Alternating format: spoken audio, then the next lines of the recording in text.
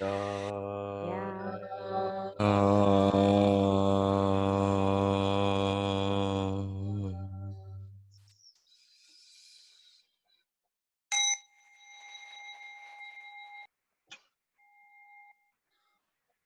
Hi, my name's Thaddeus Gunn, and I used to think I was so fucking woke.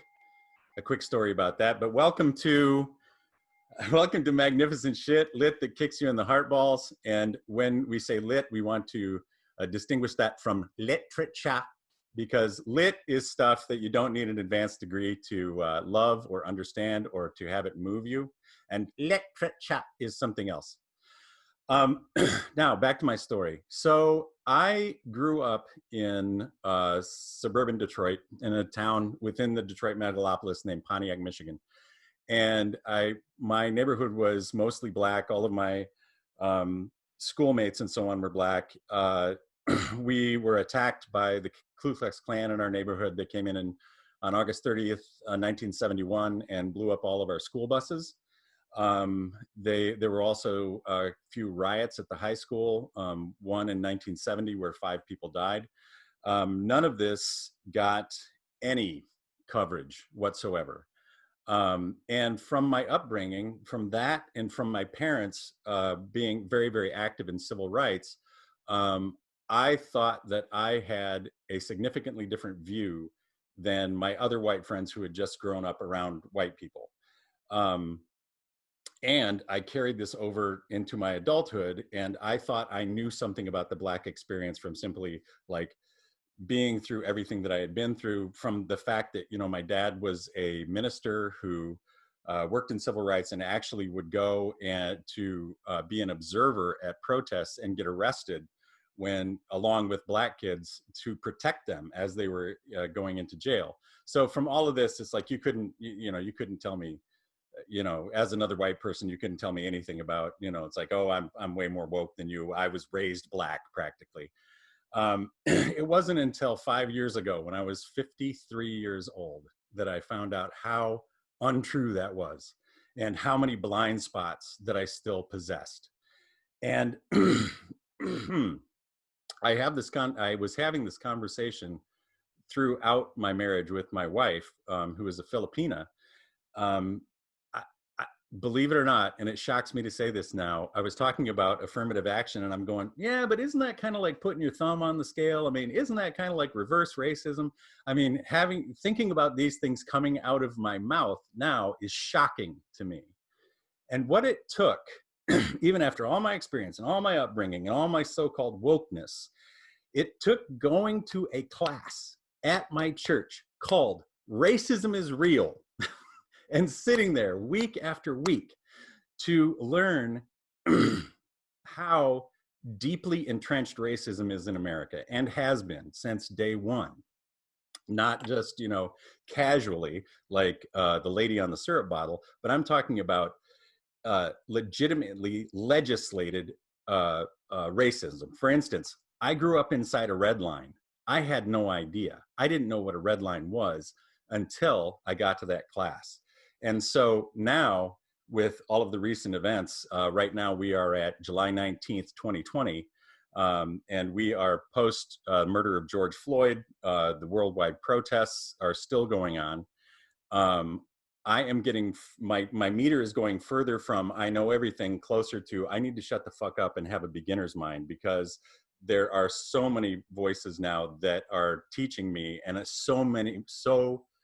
I have so many more blind spots showing up that I am trying to be aware of.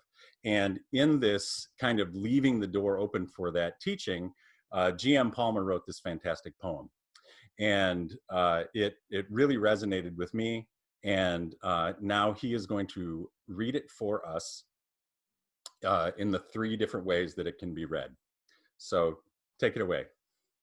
Thank you so much, Thaddeus and everybody. I'm really glad to be here. This is fantastic. So this poem is called Whiteness/Witness, and it's coming out soon in the next issue of the Raintown Review.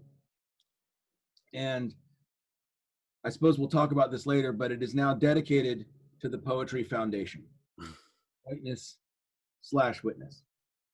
Finally, a poem for you. Yes, you. They used to all be for you, of course, but you know how oppression is. Oppressive. Once you wrote about it all the time, how the weight of the world was crushing, too much for your gentle hands, lives dancing through lines that lessons ignored, taught you picking a ripe word and biting down, while the spoons fell from your mouth like teeth. Now you wail for decapitated statues, crocodile tears running down your phone, your skin white Confederate flag whipping, failing. Swear to God, just one more time. You don't see, you won't see color.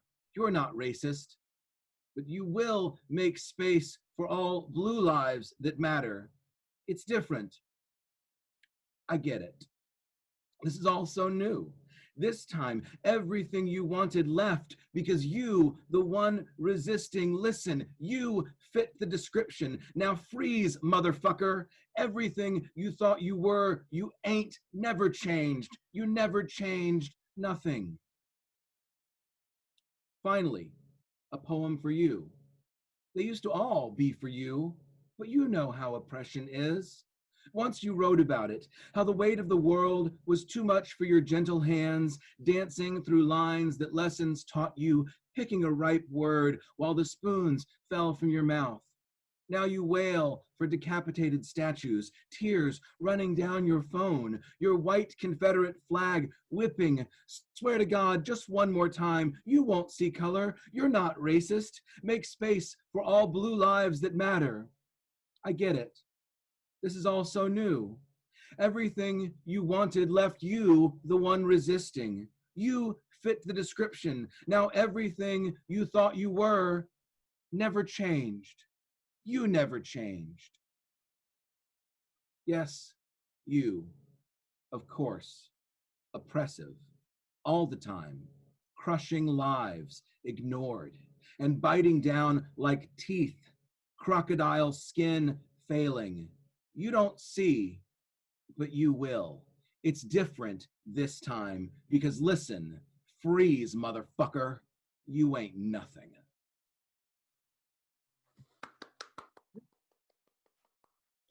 Thank you. That was magnificent. Yeah, that's really wonderful. I'm glad that you read it all three ways, and that you know you can hear the way that the poem kind of just speaks to itself. And yeah, just great stuff. So recently, I have to give a little background on this question that I'm about to ask. So recently, I saw because I subscribed to Poetry Magazine, an open letter from Don Scher, who is the publisher, and I just read the first paragraph, and I was like, "Oh goodness me, there's been some sort of flap." And then I was, down a few lines, and it was like, "Oh goodness me, it's about a it's about a poem by Michael Dickman. Oh goodness me, it's racial." So I was like, and I saw how far it went on, and I was like scrolling. I was like, I'm going to have to dedicate some time to this. And so, Mr. Palmer comes on here, and he is already well versed in it. So I've asked him to give us like the 3-minute quick view of like what the whole big flap in the poetry world is. By the way, if you're one of the folks watching the podcast and you're not in, you're still afraid of literature, don't be frightened at this moment, okay? Because everything's going to be cool. You will not be injured by poetry at this point. Anyway, go ahead. Focus can't hurt you. So, I mean, it happened a few weeks ago. Everybody started getting their print copies of, I guess, contributors maybe first, of the July-August issue. And there's this sprawling poem. It's 30 pages long, I think. Is it Michael Dickman, right? Yeah. One of the Dickman brothers. And, God, I already got beaten up for saying this about the other one, but whatever. First of all, it's not very good. Like, that's just, like delay it out there first. It's not very good. It's not 30 pages good, certainly. But then like it's about, I guess, like his racist old aunt or something like that. And in it, it's talking about like all of these like racial slurs that she uses, but then like the poem is using them. It's very not done well, right? Like basically any random All in the Family episode handles racism from Archie Bunker's perspective better than this poem does. That's a really old reference. Sorry. But anyway, so I actually had written this poem before that was published, because a couple years ago, a very famous poet was talking about how he couldn't get published anymore, or at least not as much as he used to. And it was so sad because there wasn't space for his poetry anymore. And I had written one poem in response to that and sort of just was thinking about it. And then somebody had tweeted about, you know, as white writers, what are we doing to engage really with our white readership about like, hey, could you not anymore? Like maybe think about what you're doing and how you're existing in this world and how you're contributing to racism and the oppression of people. And so I started working with that, and that's where this poem came out. And then maybe like a day or two after I had finished the poem, all of this stuff happened with the poem and the Poetry Foundation. And so I was sending it to a couple of places, and the Raintown wrote me back, and they're like, "So we'll take this, but you have to dedicate it to the Poetry Foundation." And I was like, "Oh, that's amazing! I'm all about doing that," because you know, there was a response letter written from a bunch of people who had been you know, Ruth Lilly fellows and whatnot, and just saying like, look. You know, it needs the magazine, the foundation needs to do more to get ahead of this. And, you know, publishing 30-page poems about racist ants that don't engage in the racism is not really doing that. So that's sort of, it sort of like was exactly sort of the right thing in the time as far as like me writing it, which I thought was kind of fascinating.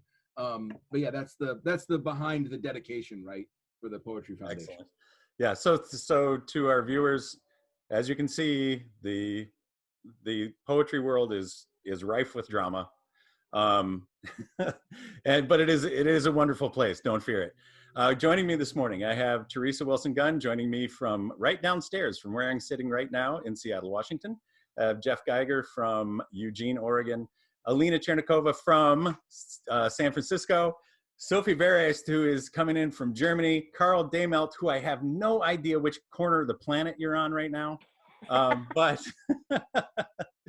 I would like to pitch to you first, Carl. So where does this poem take you?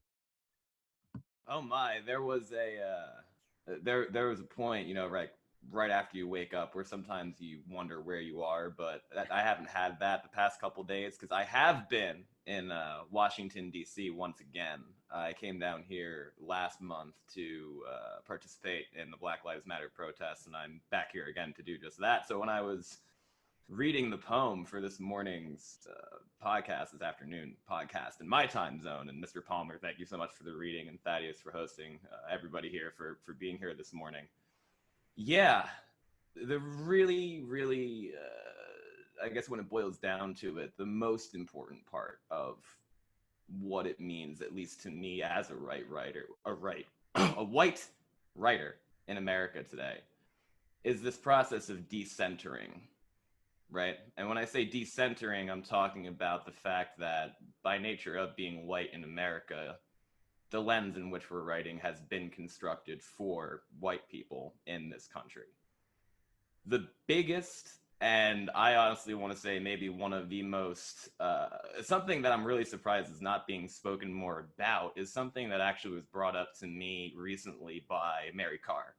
And anyone who's watched the Magnificent Ship podcast is aware that the way in which this team came together was on a island in 2018 in a workshop led by Mary Karr and George Saunders. Mary was supposed to run another workshop on Patmos this summer that got canceled due to the pandemic. And the poet she was supposed to run it with is a man named Terrence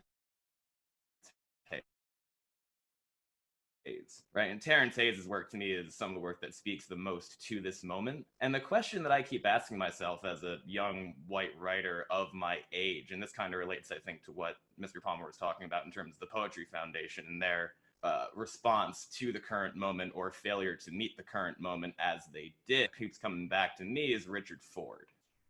And when Mary Karr talked about this, right, for those that aren't aware, and now we're talking about not being afraid of literature, but this is kind of what the landscape looks like in America. Richard Ford is one of the most decorated American fiction writers in the history of America or fiction, right? And I believe he's still currently a professor in the Columbia Master of Fine Arts program. The thing that I didn't know about him that Mary mentioned to me, and I think this kind of speaks to the larger context of what we're talking about, is Ford was recently given a equivalent of a Lifetime Achievement Award by the Paris Review in the year 2019.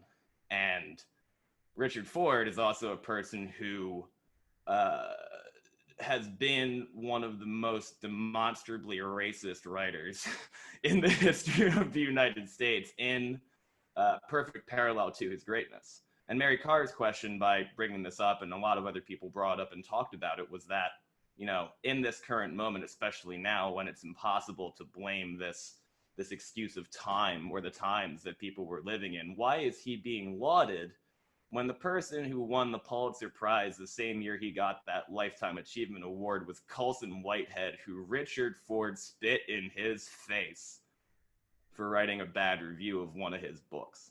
And when he was given a chance to apologize for that very action 2 years ago, Richard Ford said he stood by what he did and it hasn't been a deal breaker.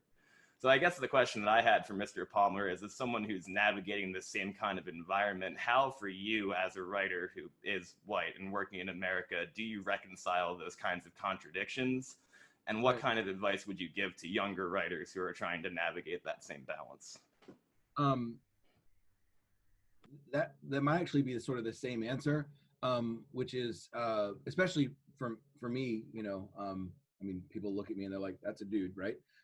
You know, read authors that aren't men and read authors that aren't white, and promote authors that aren't men and promote authors that aren't white. And I, you know, my students who are coming back in a couple of weeks, their summer reading was Whitehead's new book, the one that won the Pulitzer, which I'll forget because that's how Nickel Boys. Nickel Boys. Nickel Boys. And Jericho Brown's The Tradition. Like, that was their summer reading, and that's what we're going to spend. Because I teach like freshman comp at the high school, right?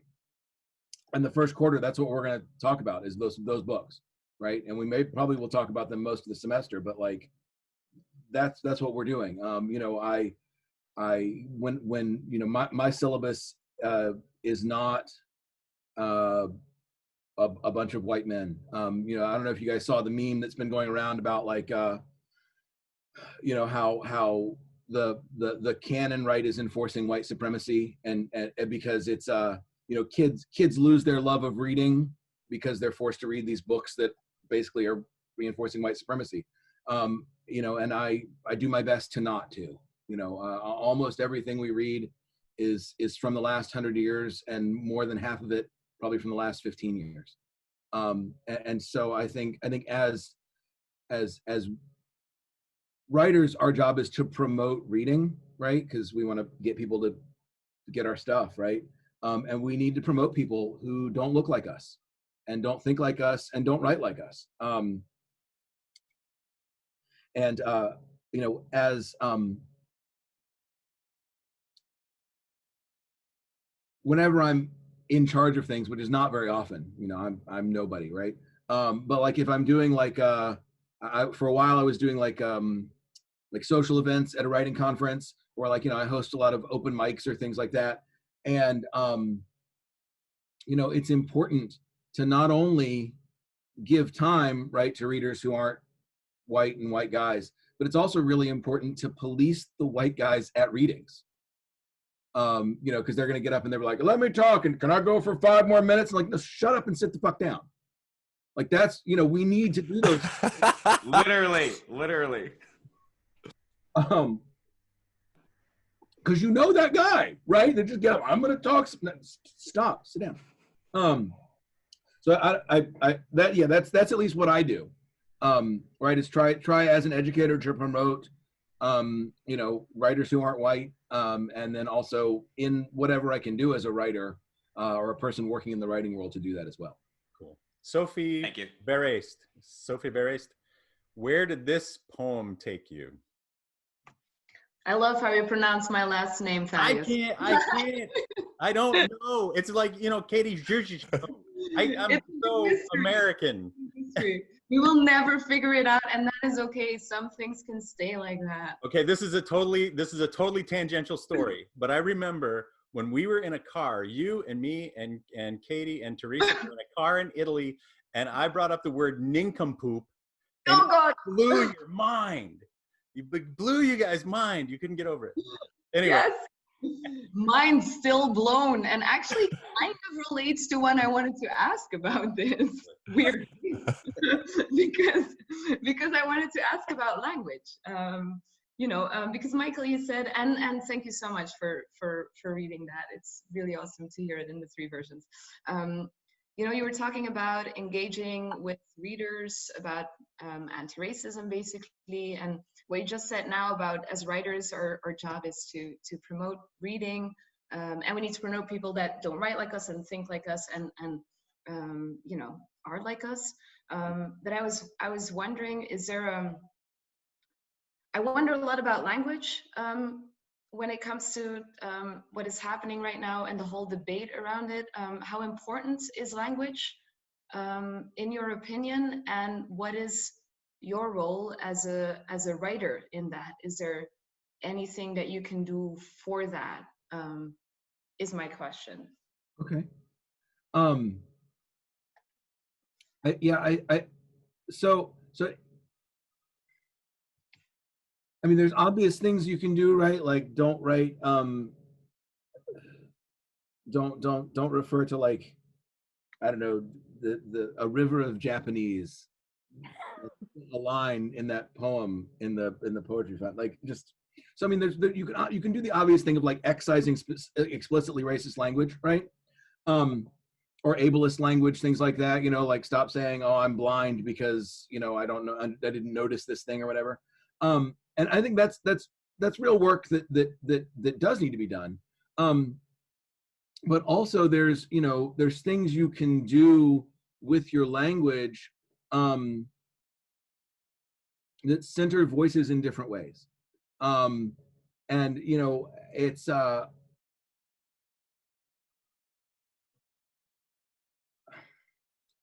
like, so like in the poem, right? If you look, the tone and the way language is used, on the right side, the little skinny poem, and on the left side is different to begin with, and then it changes at the end, and it's like it sort of emphasizes that there's more than one voice going on in the way that you can see the poem. And I think, being aware of the way people talk and use language differently, as writers, especially white writers, get caught up in protecting standard academic American English, which of course is nonsense. But there's a lot of gatekeeping done with language that we really need to work against, and sort of be active, whether it's in the work that we produce or also as we're promoting writers, and not sort of like gatekeeping art because somebody uses a verb in a way that we don't think it should be used or something like that. There's a lot of sort of gatekeeping with language that goes on in the writing world, and especially as the writing world is tied to education, since we need to have jobs. That really does a lot of damage, and we need to actively, I think, work against that. Yeah, it's, you just Michael reminded me of something, and that is, my father that I described earlier, who would be an observer at protests and get arrested with black kids who were protesting. He had a lot of racist turns of phrase that I never even thought of until I was older. And so he'd like say, Thaddeus, keep your cotton picking hands out of whatever. And, that's just one. And so, I mean, the guy was obviously not racist. And so, you know, speaking of like gatekeeping, one of the things is like, I, it's hard for me when a conversation gets shut down around something like that, just simply saying blanket, you need to stop saying that. Don't say that. That's wrong. I would have rather, I mean, he's gone now, but I would have rather opened up a conversation with my dad at that point and say, okay, so can we take a look into this phrase and why we're using it, and kind of like, you know, discuss our way through it rather than just go, you can't say that anymore, you know? Right. So Jeff Geiger, where did the poem take you? I really loved it. It was striking and surprising in great ways. I loved getting to hear it read several times. And it kind of took me to this whole notion of this whole take space, make space notion that I hadn't really engaged with until I worked at this summer camp at the Oregon Country Fair called Culture Jam, which, unlike the Oregon Country Fair, which is kind of like the manifestation of a hippie white utopian experience, like, I mean, really it is. I mean, it's like, I loved it, but it was made for me. So it's like, you know, Culture Jam is this other side where it's like intentionally it's doing all of this work of bringing in other voices, bringing in cultures, literally bringing people in from all over the country to work with teens who, even in Eugene, which is a very white city, there is authentic outreach happening with communities of color to bring in kids who are Black, Latino, and also white kids who wouldn't have the chance to do it for financial reasons. So anyway, this notion, so when you were talking about the white guy who grabs the microphone and says, I just need another 5 minutes, just give me 5 more minutes, you know, like that's been me so many times. Like, I mean, I can't even count. And in this Culture Jam experience, you know, it's like one of the first notions, there's only a few rules. And one of them is take space and make space. And it's this idea of just looking at a conversation and not even doing it explicitly about race, but just about, are you the best person to be in this conversation, or do you just really want to talk? You know, and it has been so transformative for me to just always be thinking, should I be taking this space right now or making space, and thinking about space as a resource, because it is a finite resource. I mean, there's only so many pages in the magazine. There's only so many minutes to talk. And if you're taking that resource, it is a zero-sum game. You know, you're taking it, someone else can't have it. So this particular poem really activated for me this whole take space, make space notion about, you know, writing.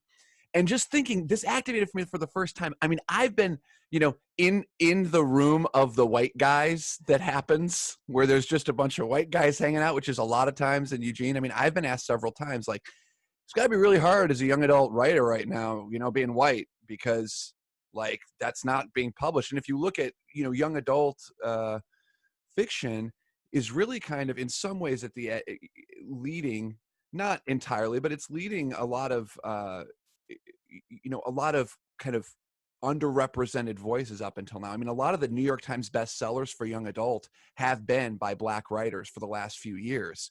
You know, The Hate U Give being chief among them. But it's like, there's totally been a backlash among the white crowd of being like, oh, no one wants to publish my books anymore because, you know, I'm not Black, or I'm not, you know, I'm not disabled, or I'm not this. And I've heard these conversations. And it's like, it's amazing, because at first, you know, you think, well, is there truth to, is it harder to get published as a white person than it was? And the answer is, I don't know, but I hope so. And it's funny because it's like, it's the same scapegoating as anything else. Like, writers, by and large, we are under-resourced. Like, I don't think any of us will ever have our material everywhere we want it. We probably won't be as wealthy as we want to be. And that's like all of America that's pissed off and scapegoating people and being like, well, my work is brilliant, and if it weren't for all these Black people getting published right now, my book would be on the New York Times bestseller list. And it's like, is that any different? Is that any different than being like, my job would be better, my house would be bigger, my life would be easier, my pain would be reduced? So anyway, it's just like that. This poem for me kind of, it seems subtle, but it was a major shift for me, seeing this literary scapegoating of other races as like completely the same as what's, you know, what got Donald Trump elected. Right. So that's kind of where it took me. Well, I want to follow up with it's more of a comment than a question. No, I'm just kidding. But that's what they do at conferences too, right? You know, so you're thinking about like when somebody says that to me about like, oh well, you know, these you know, black people are taking up my public, the Asians are taking up my publishing, and if it weren't for them dang immigrants, I'd have a job, right? Whenever somebody says it to me about the writing, I always say, write better work. Yeah. Okay, Amen. cool. That thing you were sending didn't get published. Either send it off to someone else, or maybe even better, write something that doesn't suck. I don't know what to tell you. You know, it's completely, and it's just amazing to me that like that seems like an okay way. I mean, we as writers need to blame somebody for our work not getting published, right? Like it's usually not ourselves. It's this shitty magazine. It's that editor doesn't like my work. It's that this isn't a trend right now. But can we not scapegoat the race of the people? You know, everybody is a, you know, a Paolo and Francesca in hell, right? It's not their fault. You know, I don't know why I'm burning in hell, but it's not my fault. You know. But yeah, there's this thing where, you know, you want to, and you know, to some extent, right? Like, I mean, you have to know people and you have to network people, and you know, I remember seeing like, you know, a poem like the one in Poetry Magazine, and we're like, oh my God, how did that get published? And then it's like, oh well, because this person went to grad school with this person and knows this person, whatever. But like, you can do those things too, right? Like you can get off your ass and go meet people and make those connections. But like you're not getting published because your work is, you know, oh, you don't have the right amount of melanin in your skin or something like that. It's just nonsense. And especially when, because for years people in fact weren't getting published because they had the wrong amount of melanin in their skin, right? It was just too much. Like but anyway, you know, people are always looking for a new reason that's not their work that they didn't get published.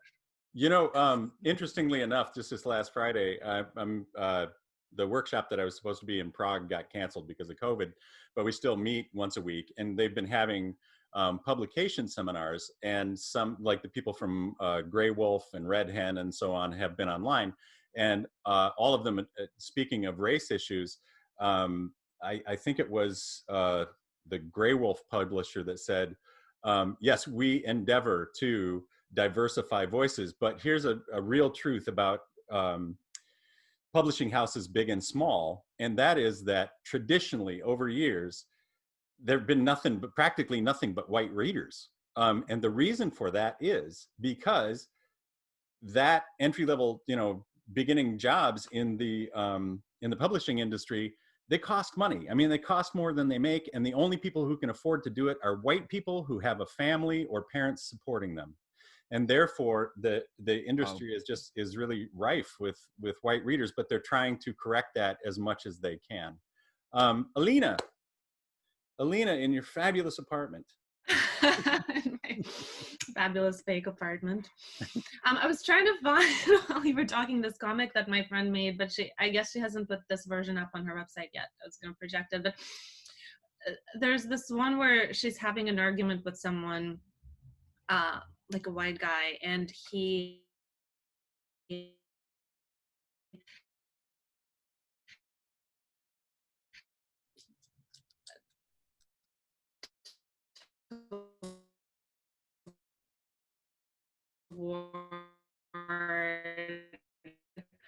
help me that you've been against that too, but she does it in like a funny way. So I was trying to find her comic so I could project it for you guys. But I think that is something, when I saw that, I thought, what an interesting shift, because we don't think of that as affirmative action, right? But the reality is that if every single person making a decision is in a certain group and is kind of like has a bias toward thinking that the work written by your group is probably better when they receive it, like that's kind of affirmative action too, isn't it?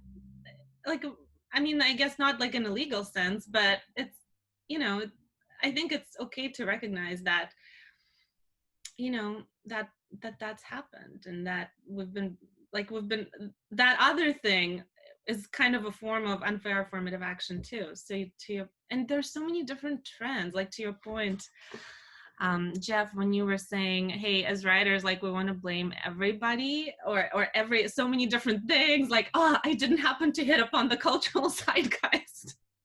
Well, like, why is this the cultural zeitgeist you're going to be angry at, you know? I don't know. It's just that, like, this conversation is really making me think about that whole concept a lot. But I have a question for you, Michael, from after reading the poem, because I don't often read as many things that play with structure. So I was hoping you could actually just walk me through and explain some of the choices that you made so that I could understand them better. I don't know if that like takes the mystery out of poetry. It's like asking a comedian, hey, can you like break down your joke for me? But, because I, you know, so there are a couple of specific, I guess, sub-questions under that.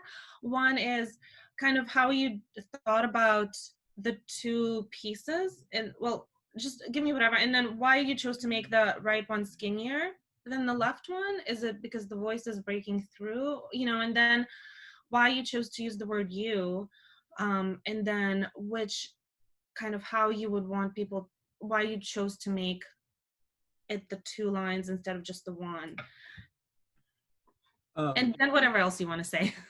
Sure, no. So really, I've been trying to write a poem structured like this for 22 years, I think. I was at University of Florida, like maybe a sophomore or junior or something like that, and I was on the poetry. I was poetry editor or assistant editor or something. I don't know when it was, right? You know, but sometime in the late 90s. And we had a poem come across by this guy, Ryan Tice, who's an architect now, so go figure. But it was you know, one line on the top and then two sort of columns of words and one line on the bottom. And you could read it, you know, as if it were just lines, or you could read it, you know, in several different ways. And I was like, oh, that's really cool.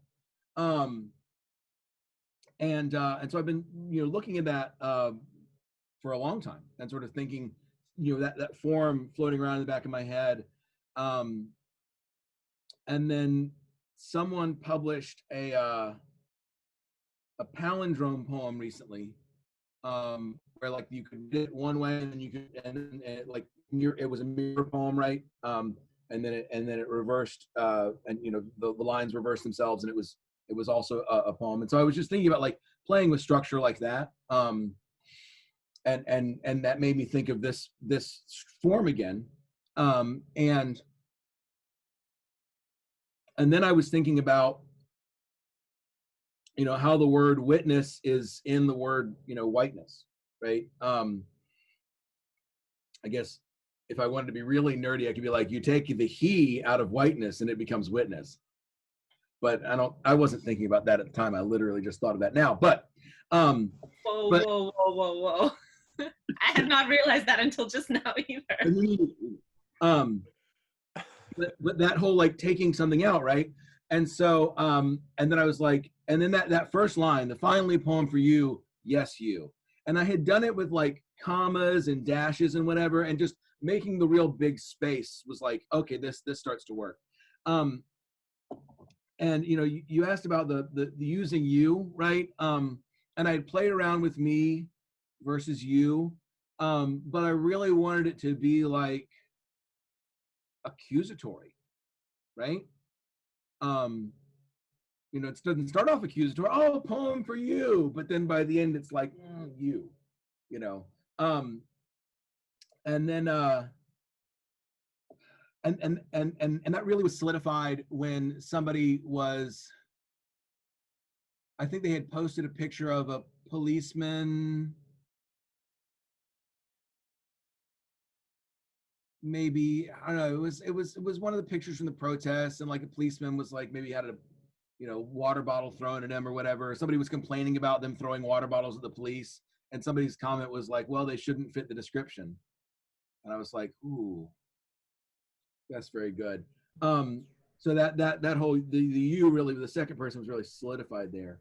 But I really wanted it to be like, you know, okay, well, it seems like one poem, you just read the thing, and then it's like more positive when you take out the second part, and then that you know, the skinny column by itself is this real accusatory kind of thing. And I think the biggest reason that I have that part, you know, smaller with fewer words is it's not trying to hide anything. It's not trying to be pretty. It's not trying to be like, oh, if I just use a bunch of Latinate words, then everything will be okay, and you'll think I'm smart, and you'll leave me alone and let me go on, you know, oppressing people or whatever.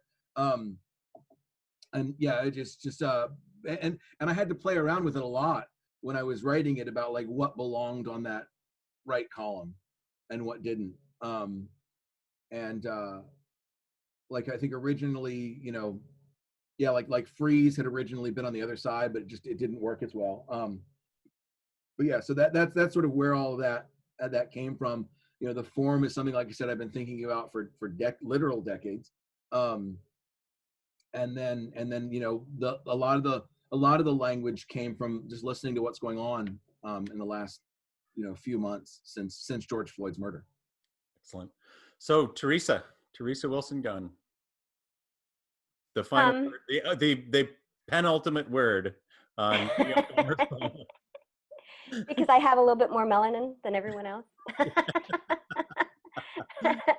Ooh, Michael, thank you so much for reading the poem. I read the poem previously to today, and you know, this is the first time I've heard it in the 3 different ways, because when I read it initially, I read it as a conversation between 2 people, and because I've always enjoyed poems that have that different form, and you know, you try to see the interplay between the 2, and I saw it as a conversation. And so when you were writing this poem, I mean, and then when you read it as a single poem, it seemed more like a monologue. So I guess maybe with my mindset as it being a conversation, did you have anyone in mind that you were talking to, or 2 different people or personalities talking or trying to communicate with each other when you wrote the poem? Yeah. So I definitely, the you know, the you of the poem, right, is definitely like a white poet who's sad in their tenured position of teaching that they haven't been published as much lately. You know, they only got a poem in Poetry and 1 in the New Yorker this year, as opposed to 3 and a pushcart. Like, you know, but yeah, sort of thinking about that person, that's definitely the you. The speaker, you know, I was thinking, you know, yeah, definitely like who the speaker can be, I think changes depending on how you read it. And I like the idea of it as a conversation with 2 different speakers. I might have to like see if I can recruit somebody to do it like that with me one time. That would be really interesting.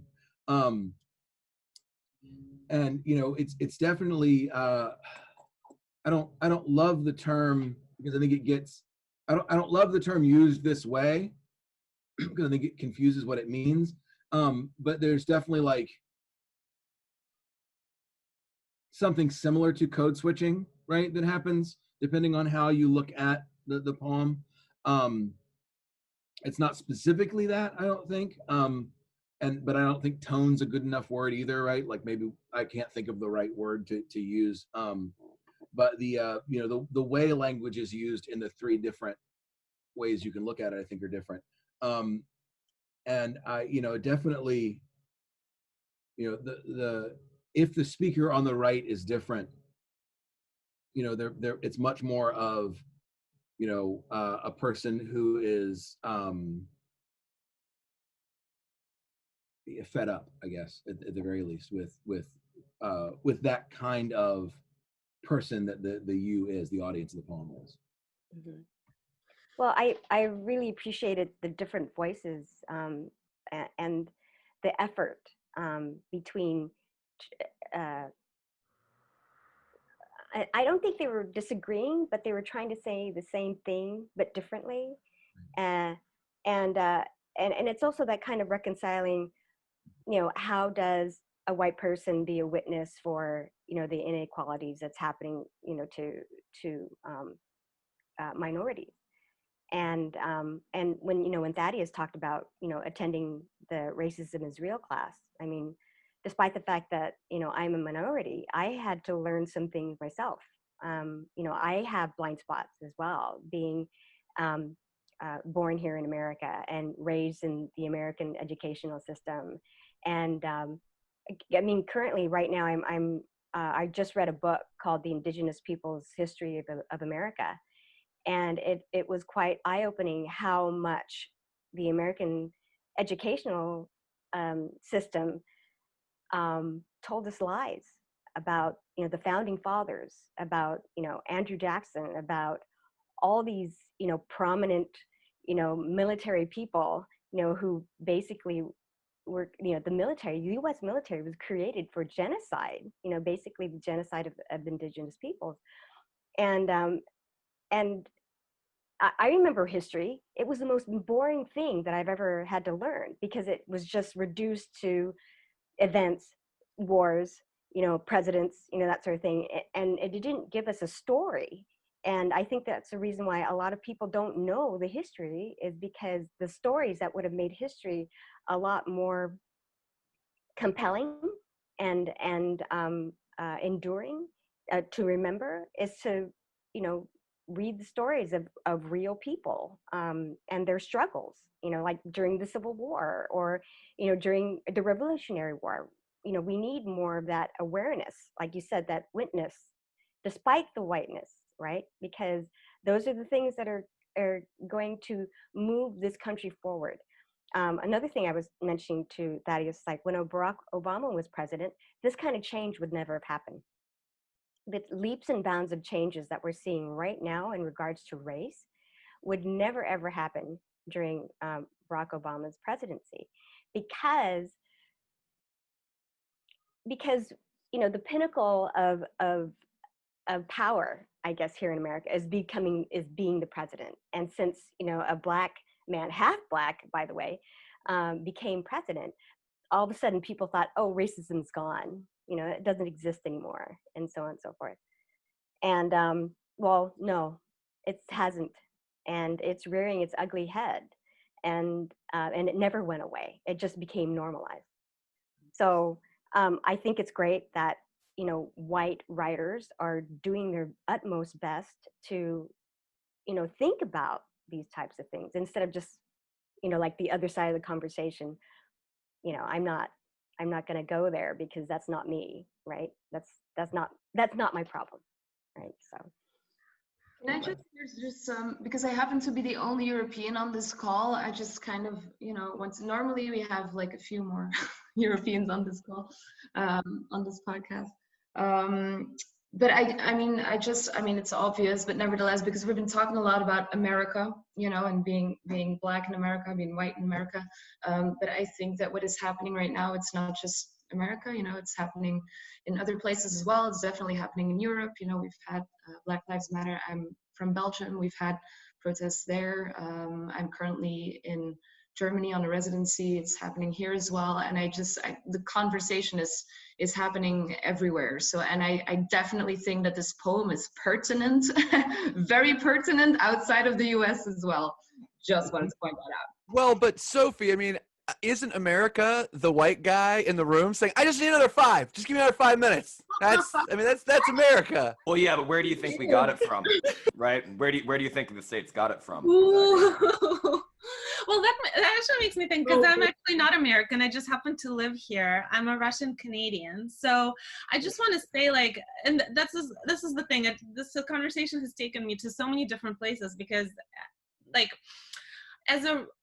growing up in Russia, I know, like, as a kid, like, one of the things that my mother taught me is that, like, there was all of this, like, one of the reasons that America was, like, morally questionable is that they were really mean to Black people there. you know, and it's like one of the things that we knew and like judged America for. And then of course, after the wall fell, with all of the inequality and social unrest that happened, Russia turned into this like racist country. And I don't know if it ever had been before. I don't know. I just like, I wasn't there before, obviously, but it's, I mean, obviously it's not like Russia then was exempt from it, right? But we had this like moral superiority, I guess, that, but then it, you know, look what happened. And then, as a Canadian, you know, I thought that because the problems felt more over the fence over there in the US. And then I learned there's been so much reckoning in Canada with what the horrible genocide committed against Indigenous people. And I actually didn't know, like, that's not what I did not learn in history, that the government took children away from their families so that they could retrain them. And like, that's horrific. And we didn't learn about that, you know, in school until very recently. I went to, I think, some kind of poetry reading with a friend and found that out. And I just remember at the end of the night just feeling so horrified by the things that I learned. It was like one of the most traumatic nights that I had, just being like, imagine that happening to you. Because when you hear the story from an Indigenous person who has experienced this, and it's like in very recent times, you feel it differently. And that's why it's important to tell the stories, because that's when you walk away being like, oh, I felt that. And like, you need to feel sometimes the pain of another person to be able to actually understand it. And like stories and fiction and poetry, it does that more. And it's not lost on me that we're a group right now, 1, 2, 3, 4, 5, like there's 7 of us here today and 6 of us are white. But like also, you know,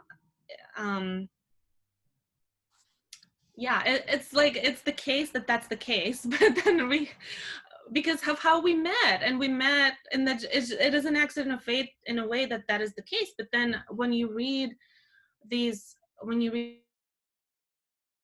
stories back to the beginning by people from different perspectives, it actually brings you into their reality. And that's one of the things that fiction does, and why fiction is so important. And the studies that show that fiction makes you more empathetic make me even more kind of excited to read different stories, because it sort of says, hey, like I can inhabit somebody else's reality for a few hours while I read a novel about them, and then, you know, come out of it with a slightly bigger worldview than I had before, you know. And that's actually beautiful, even if sometimes it's incredibly painful, because some of the things that you read about are actually horrifying. And then just one more thing that I want to say, which is this thing about language.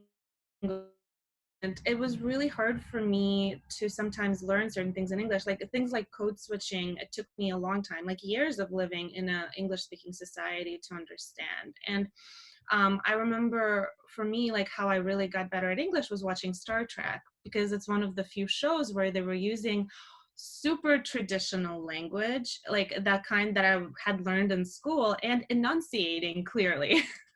Right. And I think about my mother with her notebooks of like English Russian translation, you know, in her 40s trying to learn this new language. And it's like, she's still now in her 60s is like struggling with these types of things. And it's like, when I think about art and how like language, using different language makes it hard for immigrants to understand, that's sort of another sort of question I have too, because one of the reasons for language is so that we can understand each other. And one of the reasons to have certain words mean something is so that we can all understand it. And like, you need to somehow be able to learn it in a book, otherwise nobody can access that language. And I don't know what the answer to that is at all. But anyway, so I'll just leave that as a as a hanging in there question. But like, what does it mean when language is changing? And there are a whole bunch of people for whom it's not their first language, for whom it's harder to keep up with that change and what it means. Unfortunately, we are running out of time a little bit. I just wanted to close with one remark, speaking of, you know, language and listening to other voices, in that part of my wokeness was I thought I had read like everything by Native American or First Nations peoples. Like I'd read Black Elk Speaks, I read Bury My Heart at Wounded Knee, I read Hey M.I.S. Storm, I read Dee Brown, you know, I read all that stuff. But I think the constant reintroduction of those voices is absolutely necessary for myself or people who are of the, whatever you want to call it, you know, the majority culture. Michael, Thank you so much for being here today. This has been absolutely fantastic. Really, really appreciate it. GM Palmer, you can find his book, With Rough Gods, correct me if I'm wrong, on Amazon. Is that correct? Or actually, hit up an indie bookseller. Really, screw Amazon. And also, this poem that we just discussed, Whiteness Witness, will be in the Raintown Review, correct? I actually have, if you find me on Twitter at GM_Palmer, there's links to all my stuff. I've got a newer book that's only from the indie publisher, so you can check that out too. Right on. Thank you again. Thanks so much for joining us this morning. All right. Awesome. Thanks for having me. It's been really great. Thank you. And Thank now you. it's time for our final yas. Oh.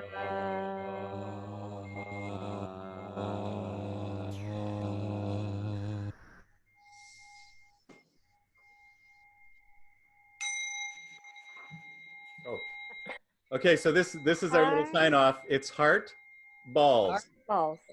Heart, Balls. Balls. heart, balls. Heart. Heart, balls.